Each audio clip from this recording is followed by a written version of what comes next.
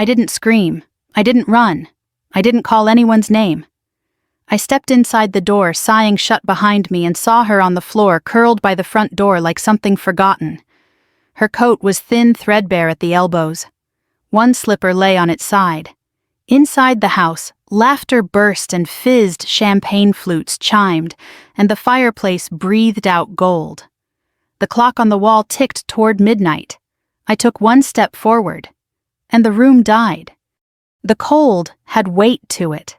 Not the sharp bite that makes you curse and hurry, but the heavy kind that settles into your bones and refuses to leave. It followed me in when I opened the door, a low, quiet thing that slipped across the hardwood and crept toward the fire like it had a right to be there. I closed the door gently behind me. The latch clicked. No one noticed at first. She was on the floor.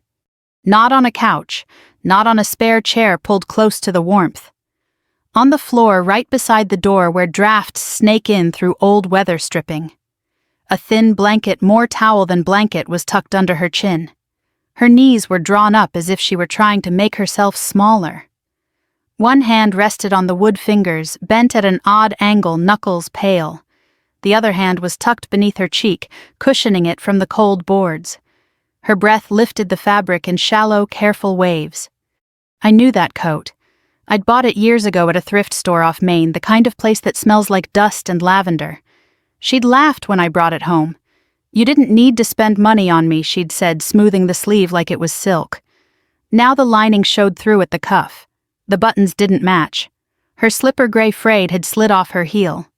Inside the house was alive. Someone popped another bottle. Laughter swelled and rolled, bright and careless. The fireplace crackled with the confidence of something well-fed.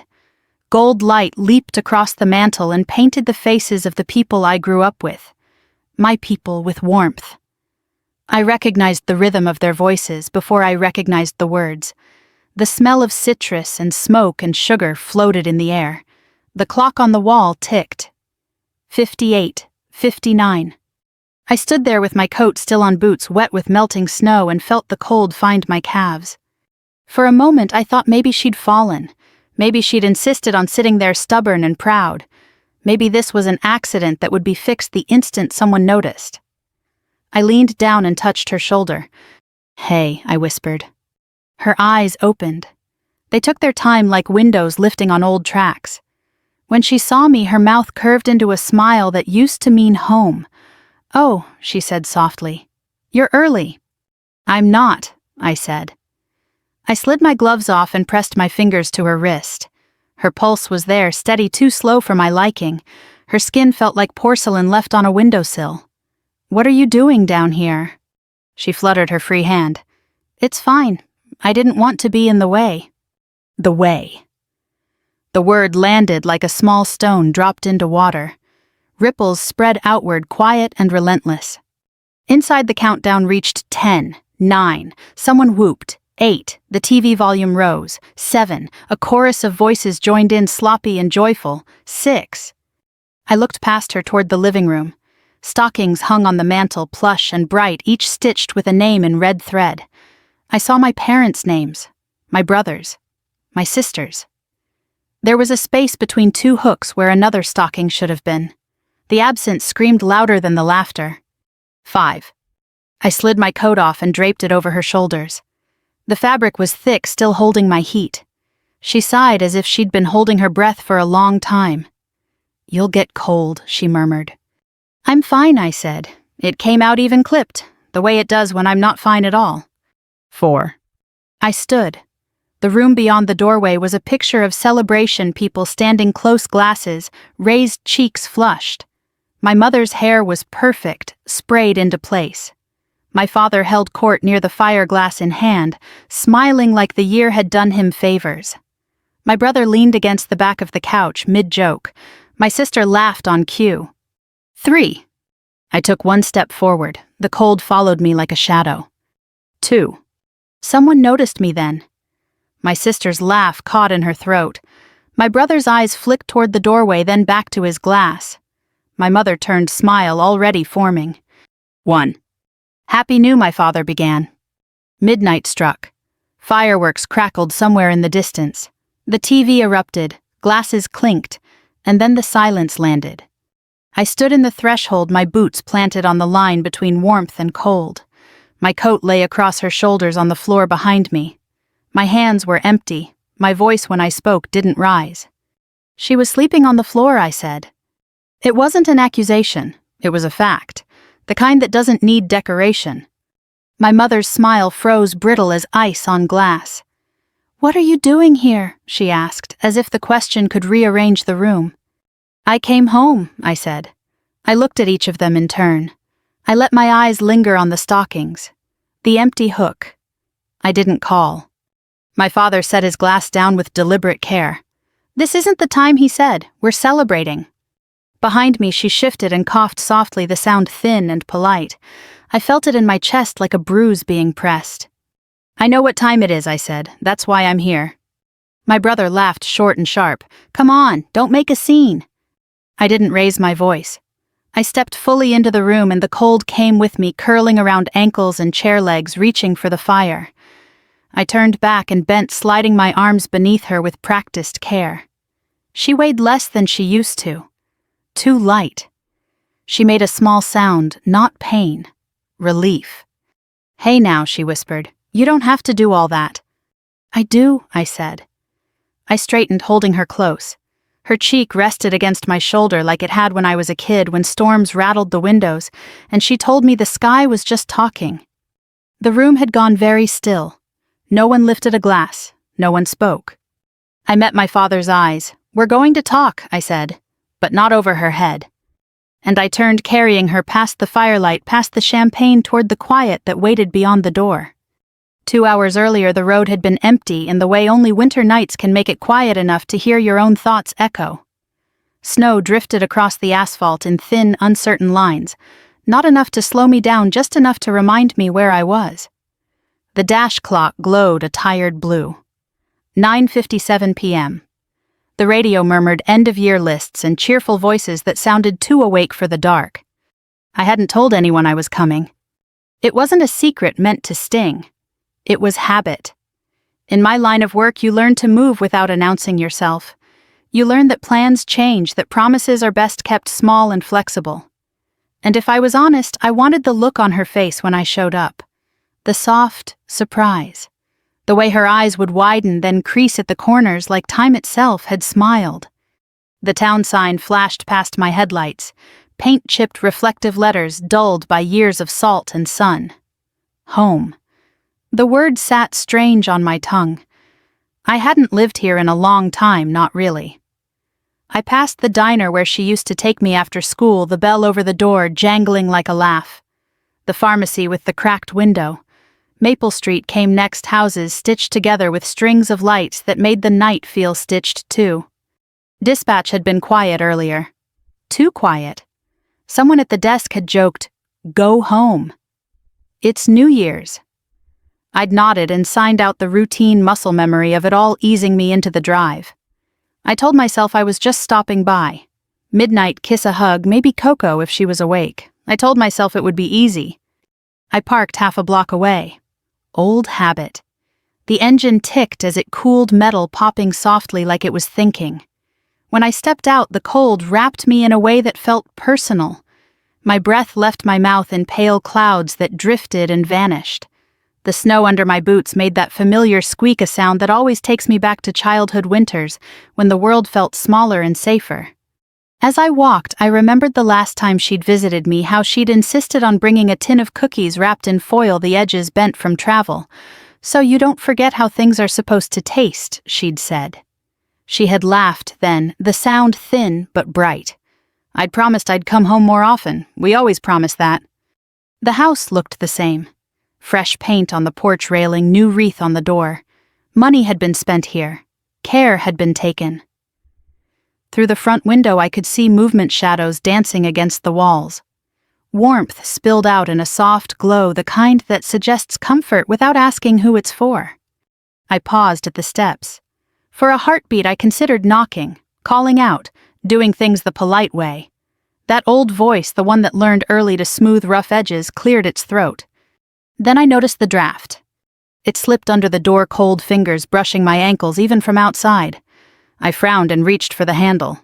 Unlocked. I pushed gently. Inside, the air changed immediately. The cold followed me and clinging to my coat, my hair. I closed the door behind me to keep it from spreading. That was when I saw her. But before that, before the floor, the blanket, the slipper, I had been thinking of other things. I had been thinking of the way she used to wait up for me when I was a teenager, light on in the kitchen, pretending she wasn't worried. Of how she'd sit at the table with a mug she never finished, listening for my steps. Of the way she'd say my name like it was a reassurance she could give herself. I had been thinking of the money I sent every month. Groceries, heat, medication, the small piece it bought me when I hit send. I told myself it was enough. I told myself they had it handled. I told myself she was fine. When I opened the door and the warmth rushed past me, I expected to hear her voice first. A call from the living room, a shuffle of feet, something. Instead, there was the floor. She lay curled near the threshold as if she'd chosen the spot deliberately close enough to the door to feel less alone. The blanket barely covered her shoulders. Her hair was flattened on one side, silver strands catching the light. I saw the coat, the slipper, the way her breath lifted and fell. The noise from the living room didn't pause. Someone laughed hard at a joke that had been told too many times. A cork popped. The TV announcer's voice rose and fell, rehearsed excitement counting down a moment that hadn't arrived yet. I crouched beside her. "Hey," I whispered, careful not to startle her. Her eyes opened slowly, like she was waking from a place that took effort to leave. When she saw me, the confusion smoothed into recognition, then joy. "There you are," she said. "I must have dozed off." "Why are you down here?" I asked, keeping my voice low. She glanced toward the living room, then back at me. "They're busy," she said, as if that explained everything. "It's a party." Busy, party. The words fit together too easily, like they'd been practiced. I slipped my glove off and pressed my fingers to her wrist, counting without meaning to. Her skin was cold. Not dangerously so, not yet, but colder than it should have been in a house with a fire going. I pulled my coat off and settled it around her shoulders. She made that small sound again, the one that gets stuck in my head. "You didn't have to," she murmured. "I did," I said. The words came out steadier than I felt. From the living room, my mother's voice rose bright and musical. 5 minutes, she called, and laughter followed. I looked back at the floor, the draft, the thin blanket. I thought of the empty space on the mantel where something was missing, though I hadn't seen it yet. I thought of the transfers I'd made, the trust I'd placed. I thought of how often she'd told me not to worry. I stood the decision settling into place like a weight I recognized. "I'll be right back," I told her. She reached for my sleeve, fingers light but insistent. "Don't make a fuss," she said. "It's the new year." I smiled at her, the kind of smile that doesn't reach your eyes. "I know," I said. "That's why." I turned toward the living room, the warmth washing over me, the noise rising to meet me. I took one step forward and felt the cold follow, patient and sure. I went back to her first. Before the living room, before the explanations that were already lining up in my head like excuses waiting their turn. I knelt beside her again because the floor was cold, and because I needed to see her clearly without the firelight softening the edges of the truth. "How long have you been down here?" I asked. She hesitated, not because she didn't know, but because she did. Her eyes slid toward the baseboard, tracing the line where dust gathered. "Oh," she said lightly, "I lost track." That was answer enough. I tucked my coat closer around her shoulders, smoothing the collar the way she used to smooth my hair. Her hands shook when she thought I wasn't looking. A fine tremor like leaves stirred by a breeze you can't feel yourself. "Did you eat?" I asked. She smiled, small and careful. "They're saving dessert." Saving, for later, for someone else. From where I knelt, I could see into the living room now. Not fully, just enough. Enough to notice the plates stacked on the coffee table, crumbs clinging to the edges. Enough to count the glasses, tall flutes, each one with a smear of lipstick or a thumbprint near the rim. Enough to see the fire burning strong, the chairs pulled close, bodies angled inward, protecting the warmth like it was a private thing. I stood slowly. My knees protested, the cold having settled in. I took in the doorway, the draft that slipped through the gap like it had learned the path by heart. I imagined her trying to sleep with that cold crawling up her back. I imagined her waking and deciding not to bother anyone. I imagined her telling herself she didn't need much. I turned back to her. "Why didn't you wake them?" I asked. Her mouth tightened for a moment, then relaxed into that familiar gentleness. "They looked so happy," she said. "I didn't want to spoil it." The words hit me harder than anything else had. Not anger, not yet.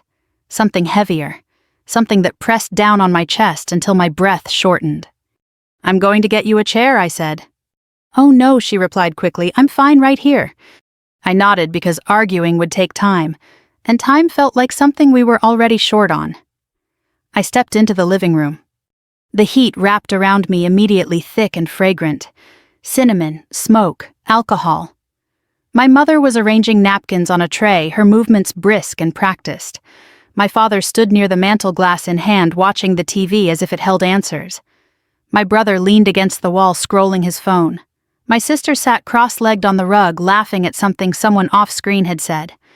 No one moved to make space for me. No one asked where I'd come from. My eyes went to the mantel. The stockings hung in a neat row, plush and new, their cuffs turned just so. I read the names without meaning to. Dad, Mom, Mark, Ellie. That was all. Between Ellie and the edge of the mantel was an empty hook. Bare wood, a faint outline where something had once hung. The absence roared. "Where's hers?" I asked. My mother turned, her smile already forming, then faltering when she followed my gaze. "Oh," she said, waving a hand. "She doesn't need all that fuss." "All that fuss. A piece of fabric with a name on it." "She's on the floor," I said. My brother snorted. "She likes it down there. Says it's quieter." I looked at him. Really looked. His cheeks were flushed, his eyes bright with drink. He shrugged as if this were a preference, like choosing a seat near the aisle. My father cleared his throat. "You're overreacting," he said. "She's fine. We check on her." When I asked, he frowned. "Don't do this tonight." "Answer the question," I said. My voice stayed level. I could hear it that way, the way it sounds when I'm asking for facts. My mother stepped in, placing a hand on my arm. "We gave her a blanket," she said. "She wanted air." I glanced toward the door. The draft was steady, insistent. "It's 30 degrees outside," I said. "That's not air. That's cold." "She's not a child," my father snapped. "She can speak up." "She did," I said. "She spoke up by not bothering you." Silence stretched thin and tight. I moved to the couch and pulled a chair closer to the fire. It scraped loudly across the floor, the sound sharp enough to cut through the TV. My sister finally stood. "What are you doing?" she asked. "Fixing this," I said. I went back to the doorway and crouched, sliding my arms beneath her again. She protested softly, the way she always does, apologizing for the trouble of being cared for. I lifted her, feeling the lightness of her body, the way her weight settled into me like trust. As I carried her in, I took inventory without trying to. Skin cool, breathing steady, alert-oriented, no visible injuries, signs of neglect. The words lined up in my head, clinical and precise. The room had gone quiet again. My mother hovered, wringing her hands. My father stared at the fire like it might speak for him. My brother avoided my eyes. My sister's face crumpled. I set her in the chair, positioning it close enough to the warmth that the fire kissed her knees. I tucked my coat around her shoulders, then fetched a thicker blanket from the hallway closet. It smelled like cedar and mothballs. She sighed as I draped it over her. "There," I said. She looked up at me, eyes shining. "You didn't have to do all that," she said. "I know," I replied, "but I did." Behind me, my father spoke, his voice edged with irritation. "You're making us look bad." I turned slowly. "No," I said. "I'm showing you what you already look like." The clock on the wall ticked. Midnight had passed. Outside, fireworks cracked and faded, distant and hollow. I looked at each of them one by one. "She slept on the floor," I said again. I let the words sit. "That ends tonight." No one argued. No one laughed. The fire popped, sending a spark up the chimney. The cold lingered at the edges of the room, patient, waiting. And for the first time since I'd walked in, I knew this wasn't about one night. It never had been. Once she was settled, the room seemed to shrink. The fire still burned. The light still glowed. But the warmth had changed character. It no longer felt generous. It felt guarded, like something that could be taken away if anyone moved too quickly. She sat in the chair with the blanket tucked around her shoulders, hands folded in her lap. Her knees were angled toward the fire, but her eyes kept drifting back to the door, as if she were still apologizing for having crossed an invisible line. I crouched in front of her for a moment, adjusting the blanket, making sure the heat reached her feet. When I stood, I stayed between her and the rest of them without thinking about it. My mother was the first to speak. "You could have called," she said, her voice pitched just right, concern threaded with reproach. "We would have explained." "I didn't need an explanation," I said. "I needed to see." My father shifted his weight, the leather of his shoes squeaking softly. "This is being blown out of proportion," he said. "It's one night." I tilted my head the way I do when I'm listening for what someone isn't saying. "How many nights?" I asked. His jaw tightened. "Don't start counting." "I already did," I said. My brother scoffed, pushing off the wall. "You always do this," he said. "You come in like you know better than everyone else." I met his eyes. "I know what a cold floor does to an old body," I said. "I know what drafts do to lungs. I know what happens when people decide someone else's comfort matters less than their own." My sister's voice wavered. She didn't complain. I turned to her. She never does. That landed harder than I expected. My sister's eyes filled just a little, then hardened. "We didn't mean anything by it," she said. "Intent doesn't matter. Impact does." The words rose in my throat, familiar and steady, but I held them back. Not yet. My mother crossed the room and knelt beside the chair, taking her hand. "Mom," she said softly, "why didn't you say something?" She smiled at my mother the way she always had, gentle and forgiving. "It's fine," she said. "I was resting." Resting, on the floor. I watched my mother's face, the flicker of guilt that passed across it before she smoothed it away.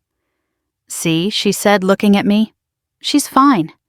"She's polite," I said. "There's a difference." My father bristled. "You don't get to come into my house and interrogate us," he said. "Not on a night like this." I felt something in me settle, a calm I recognized. "Then don't answer," I said. "But listen." I gestured toward the chair. "She was sleeping by the door," I said. "Not because she wanted to, because that's where there was space, because that's where she thought she belonged." "That's not true," my mother said quickly. "Then where's her place?" I asked. I swept my hand toward the couches, the fire, the circle they'd made around themselves. "Show me." No one moved. The TV murmured in the background, some late-night host cracking jokes to an audience that didn't exist in this room anymore. The clock ticked on, indifferent. I took a breath. "How long has she been sleeping there?" I asked again. My brother opened his mouth, then closed it. My sister stared at the rug. My father looked at the mantel, at the stockings lined up like evidence. My mother exhaled sharply. "She likes the quiet," she said. "It helps her sleep." I nodded slowly. "Then why is the chair by the fire empty?" I asked. "Why is the couch full?" "That's not fair," my father said. "No," I agreed. "It's accurate." I turned back to the chair and met her eyes. "Did you ask for that spot?" I asked gently. She shook her head. "They looked comfortable." The words settled over the room like ash. I straightened and faced them again. "You're celebrating a new year," I said. "Making wishes, toasting to health and happiness. And you put her on the floor." My brother laughed, brittle. "You're acting like we locked her outside." I held his gaze. "You might as well have." My father stepped forward, his voice dropping. "Enough," he said. "We're done with this." I didn't raise my voice. I didn't step back. "We're not," I said. Something shifted then. The easy defenses fell away, replaced by irritation, then by something closer to fear. My mother's eyes darted to the door, to the windows. My sister hugged herself. I spoke carefully, choosing each word. "This isn't about embarrassing you," I said. "This is about her safety." "She's safe," my mother insisted. "She was cold," I said. "She was alone, and she was trying not to be a problem." I let the silence stretch. I let them sit in it. Finally, my father spoke quieter. "What do you want?" I looked at the chair. At the blanket.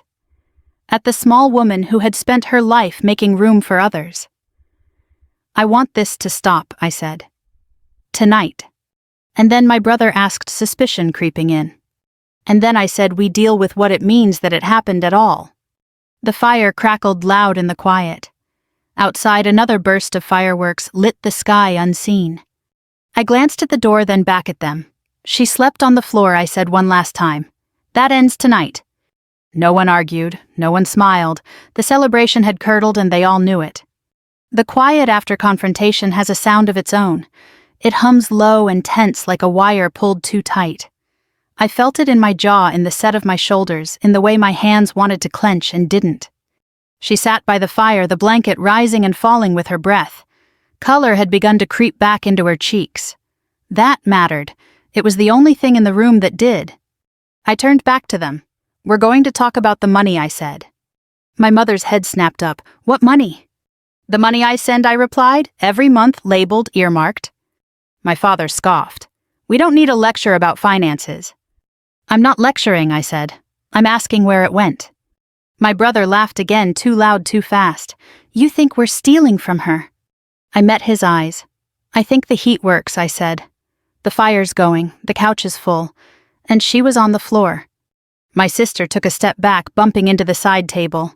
A glass rattled. "We use it for the house," she said quickly. "For everyone." "For everyone," I repeated. I looked around. New paint, new rug. The television mounted flush against the wall. The sound system tucked neatly into the corner. "When did you remodel the kitchen?" My mother hesitated. "Last spring." "And the trip?" I asked, "the one you posted pictures from, the beach house." "That was," she began. "Paid for," I finished, "around the same time her prescriptions lapsed." The words fell heavy and exact. I hadn't planned to say them that way. They just came out. My father's face darkened. "You don't know that." "I do," I said. "I called the pharmacy on the drive over." Silence snapped into place. My sister's eyes filled. "We meant to fix it," she whispered. When I asked, she looked at the floor. I shifted my weight, grounding myself. "Here's what I know," I said, slow and clear. "She needs consistent heat, proper bedding, a place to sit that doesn't require permission, medication taken on schedule, dignity." My mother's voice trembled. "We didn't think." "I know," I said. "You didn't think I'd see it." That did it. The room changed like a door slamming somewhere out of sight. My brother's mouth opened, then closed. My father's shoulders sagged just a fraction. My sister pressed her hands to her face. "We thought you were busy," my mother said. "We thought—" "You thought distance would keep the questions away," I said. She shook her head, tears spilling now. "We thought she was fine." I looked at the chair, at the blanket, at the way she held herself, small but composed. "She was surviving," I said. "That's not the same thing." My father stepped forward, voice sharp. "Enough," he said. "You don't get to judge us." I didn't move. "I'm not judging," I said. "I'm documenting." The word hung there, clinical and cold. My brother laughed again, but there was panic under it. "What does that mean?" "It means," I said, "that this isn't about family disagreements anymore." My mother's eyes widened. "Don't," she said. "Please." I kept my voice even. "Neglect," I said, "of a dependent adult." My sister sobbed. "We didn't hurt her." "You left her on the floor," I said, "in winter." "That's not abuse," my father snapped. I nodded once. "It is," I said, "by definition." I let them sit with that. I let the fire speak. I let the clock tick. She stirred in the chair. "Annie," she said softly, using the name she'd given me when I was small. "Don't be so hard." I crouched in front of her. "I'm not being hard," I said gently. "I'm being careful." She reached out and patted my cheek, the gesture light and apologetic. "They're trying," she murmured. I closed my eyes for a beat, then opened them. "Trying starts now," I said. I stood and faced them again. "This stops tonight," I said. "Not tomorrow. Not after apologies." My father swallowed. "What are you saying?" I chose my words the way I always do when they matter. "I'm saying she doesn't sleep on the floor again," I said. "Ever." "And the rest?" my brother asked, voice tight. "The rest," I said, "is going to be seen." My mother's hands shook. "You wouldn't," she said. I met her gaze. "I already am." The truth once spoken didn't need volume. It didn't need threats. It sat there solid and immovable. Behind me the fire crackled. In front of me their faces shifted, the easy certainty draining away. "She slept on the floor," I thought. "That ends tonight." The fire had burned down to a steadier flame by the time the shouting stopped. What remained was quieter and heavier, like the moment after a door slams, when you realize it isn't going to open again on its own. She sat in the chair, hands folded, watching us with that same gentle attention she'd given me all my life. As if this were just another disagreement she could smooth over with patience, as if love alone could fix what neglect had broken. "Annie," she said softly, "that's enough." I turned toward her. The word caught me by surprise. Enough. It sounded like mercy. It sounded like a plea. My father rubbed his face with both hands. The anger had drained out of him, leaving something smaller and more afraid. "We'll fix it," he said. "We'll do better. Just don't take this any further." My mother nodded, tears streaking her makeup. "Please," she said. "We made a mistake." Mistake, singular, accidental. I took a breath and felt the two parts of me pull in opposite directions. One part counted facts, temperatures, patterns. The other part remembered bedtime stories and the way she hummed when she folded laundry. I'd learned long ago that those two parts don't often agree. "This isn't about punishment," I said, keeping my voice low. "It's about safety." My brother scoffed weakly. "She's safe now." "Because I'm here," I said. "What about when I'm not?" Silence answered. My sister wiped her face and looked up at me, eyes red. "What do you want us to do?" she asked. I glanced at the chair, at the blanket, at the small woman who had taught me how to be steady when the world was loud. "I want her treated like she matters," I said. "Every day, not just when someone's watching." My mother reached for her hand again. "She matters to us," she said. She smiled at my mother, the same forgiving curve of the mouth. "I know," she said. That was the problem. She always knew. She always assumed the best. She always absorbed the worst. I crouched beside the chair. "Look at me," I said gently. She did. Her eyes were clear, bright with tears she refused to let fall. "I don't want trouble," she said. "I don't want anyone hurt."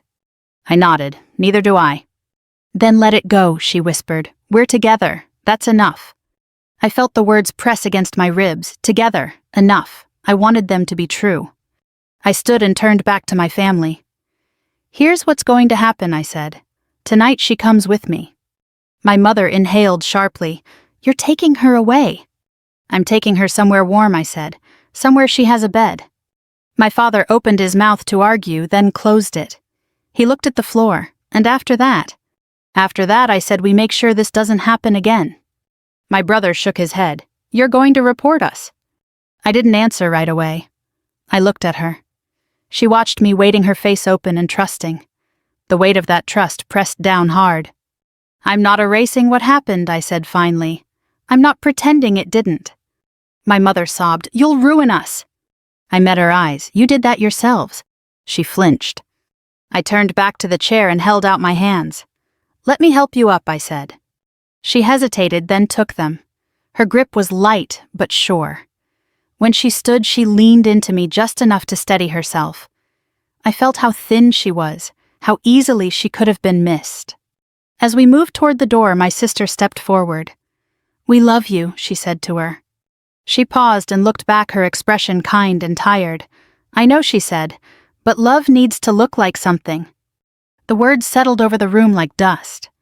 At the door, she squeezed my hand. "Promise me something," she whispered. What I asked. "Don't let this harden you," she said. "Justice matters, but so does mercy." I swallowed. "I'm trying to carry both." She nodded. "Just don't drop yourself in the process." Outside, the cold waited, sharp and honest. I wrapped my coat tighter around her shoulders and guided her down the steps. Fireworks burst somewhere down the street, their colors bleeding into the night. Cheers rose and fell from houses we passed unaware. At the curb, I opened the car door and eased her inside. The heater roared to life, warm air filling the space. She sighed, a long, quiet sound that loosened something in my chest. Back at the door, my family stood watching shapes in the light. Smaller now, uncertain. I met my father's gaze one last time. "This ends tonight," I said. He nodded, once defeated. As I closed the door and walked back to the car, I felt the night press in around us, cold, yes, but clean. I slid into the driver's seat and started the engine. The clock on the dash read 12:27 a.m. A new year had begun. The heater hummed as we pulled away from the curb, a steady, reassuring sound that felt louder than the fireworks fading behind us. She sat in the passenger seat with both hands wrapped around the vents, letting the warmth reach her fingers first, then her palms. The dashboard clock glowed a soft white 12:31 a.m., and for the first time that night, time felt like it was moving forward instead of closing in. "You didn't have to leave like that," she said, gently, eyes on the windshield where snowflakes melted on contact. "They're still your family." I kept my hands on the wheel knuckles loosening as the heat did its work. "Family doesn't put you on the floor," I said. "Not sharp, not angry, just true." She turned to me, studying my face the way she always had when she was deciding whether to push or let a thought pass. "They didn't mean harm," she said. "I know," I replied. "They meant comfort, their own." The road ahead was empty, streetlights painting the snow in pale gold.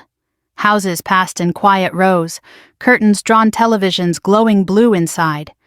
Somewhere laughter spilled out onto a porch. Somewhere else a door closed against the cold. The world kept going, indifferent and relentless. At my place I parked close to the building so she wouldn't have far to walk. I helped her inside, guided her to the couch, then thought better of it, and led her to the bedroom. Clean sheets waited crisp and white. A lamp cast a warm circle over the bed. She sat carefully, then let herself sink back the mattress, giving in a way the floor never does. "Oh," she breathed, "this is nice." I smiled and pulled the blanket up to her shoulders. "You deserve nice," I said. She reached for my wrist before I could step away. "Annie," she said softly, "promise me you won't let this turn you bitter."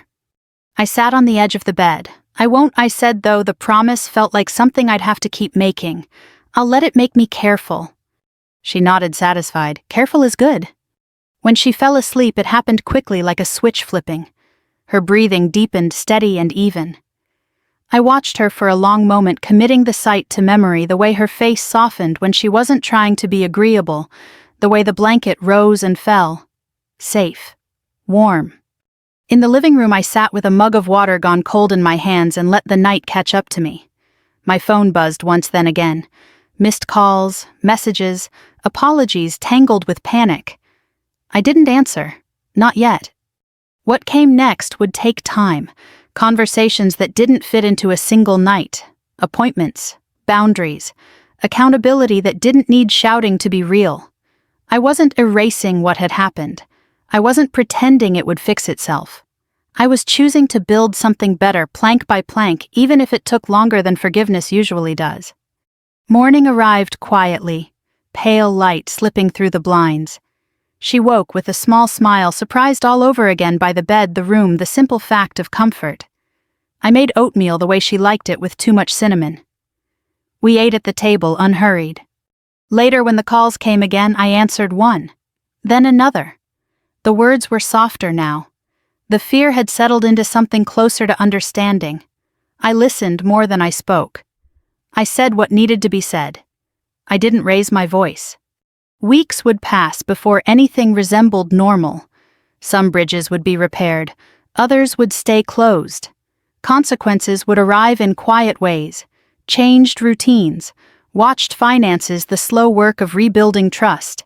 No champagne, no countdowns, just the steady ticking of a clock and the knowledge that neglect doesn't vanish because a calendar turns.